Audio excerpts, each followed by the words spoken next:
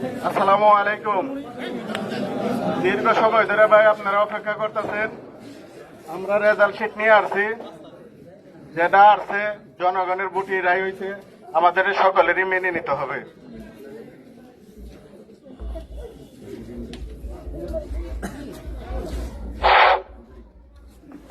লাঙ্গল লাঙ্গল পেয়েছে 26টা ভোট। লাঙ্গল পেয়েছে 26টা ভোট। ধানের শীষ পেয়েছে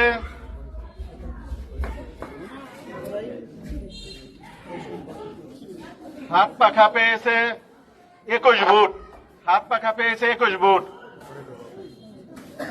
দেয়াল ঘড়ি পেয়েছে 870 ভোট